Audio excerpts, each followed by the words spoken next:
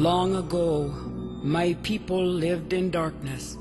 There was no light. And then there was a rumbling like thunder. And the people climbed up into the fourth world. Yellow light came down from the east, and they were dazzled.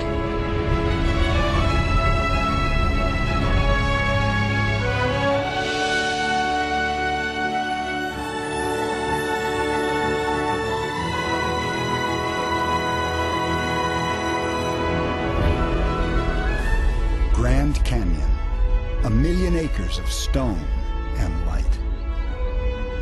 Jagged and enduring, it is one of the Earth's great natural wonders. But this is not just an immense chasm. It is a landscape, alive.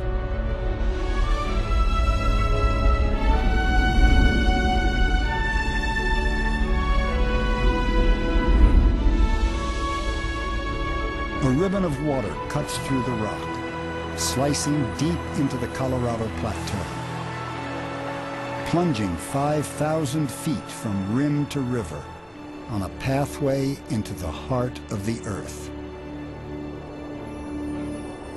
A journey of wonder begins here.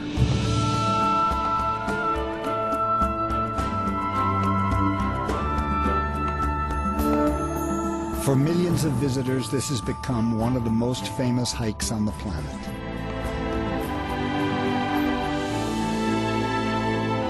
A vertical mile straight down. A rugged trip into a canyon wilderness.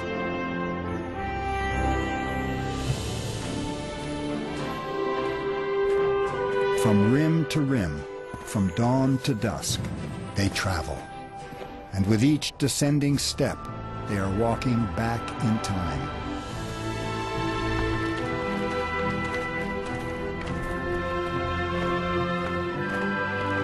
So many visitors from so many cultures have set out on these paths.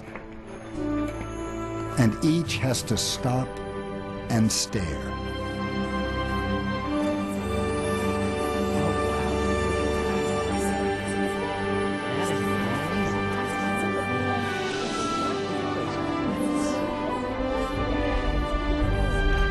Here on the limitless horizon, the scale is humbling, uplifting, impossible to grasp.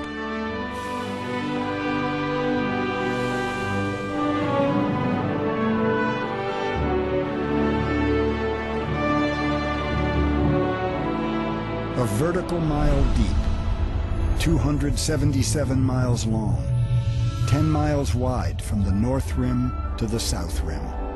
Grand Canyon is one of the few natural landmarks visible from space. From Lee's Ferry on the east to Lake Mead on the west, Point Imperial, Desert View, Bright Angel Point, Grand Canyon Village, Hermit's Rest, Toroweep Overlook. Spanning mesas and meadows, deserts, forests, and springs, Grand Canyon offers one thing above all: a vista that stretches out to the edge of the imagination.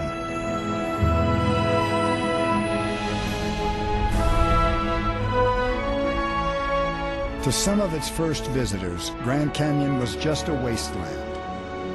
Joseph Christmas Ives, one of the early explorers, said it was valueless and that it shall be forever unvisited and undisturbed.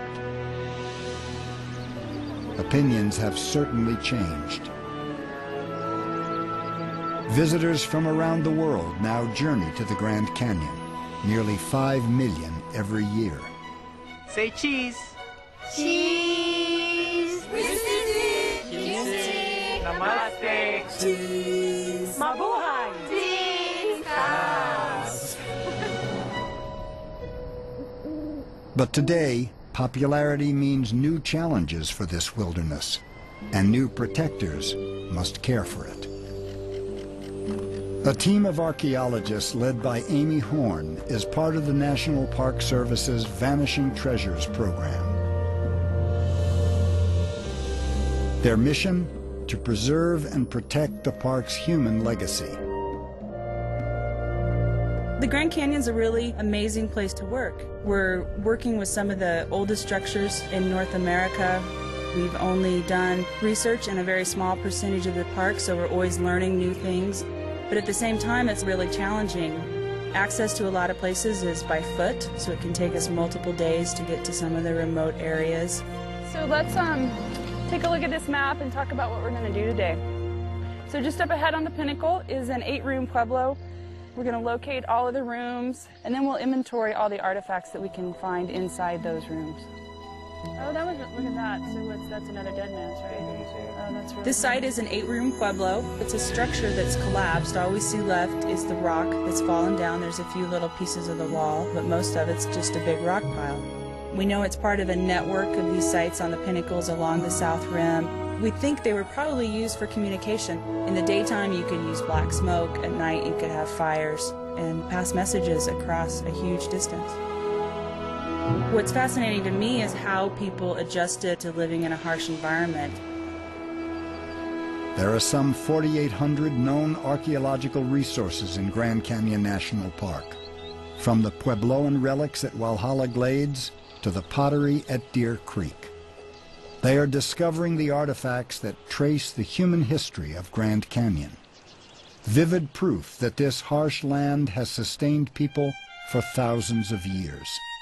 In fact, archaeological evidence indicates humans have called the canyon home for more than 10,000 years, among the earliest signs of human life on this continent. The first were the nomadic hunters. They were followed by the archaic people, who left behind figurines of split twig, deer, and antelope shapes in remote caves. Dozens of Native American peoples would follow. Many are still here to this day.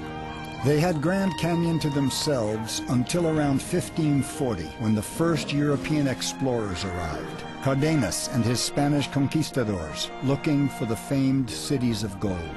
What they encountered was this immense obstacle. Then came the westward-bound explorers of the 1800s, prospectors, soldiers, and trappers. Army Surgeon Elliot Cowes described it as a scene of utter desolation.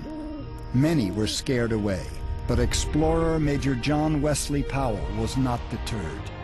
In 1869, he became the first to travel the river through the entire Grand Canyon and document it. We are 3/4 of a mile in the depths of the earth. We have an unknown distance yet to run, an unknown river yet to explore. What falls these are, we know not. What walls rise over the river, we know not. Down in these grand, gloomy depths, we glide. Facing splintered oars and damaged hulls, Powell would survive to map the entire length of his journey, and his trailblazing expedition would open Grand Canyon, charting the way for those who would come next. With a new century, a new breed of explorer arrived, in the form of entrepreneurs and hoteliers, looking for ways to make a living from the pockets of canyon visitors. Emery and Ellsworth Kolb came to the Grand Canyon in 1901, determined to carve a livelihood out of these walls. They set up a dark room in an abandoned mine shaft and began photographing visitors. And when they turned their cameras on themselves, their photos became even more adventurous. Daredevil stunts yielded eye-popping images. In 1911, they filmed the first movie ever of Grand Canyon river running. Leaving Wyoming on 2 flat-bottom boats, the Kolbs recorded a rugged voyage, winding through hundreds of miles.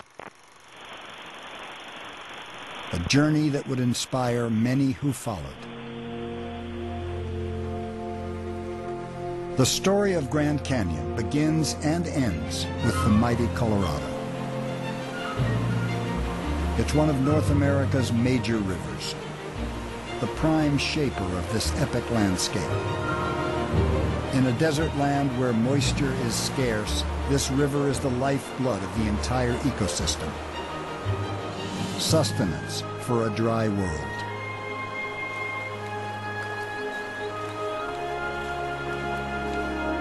It's also the chisel that carves the canyon.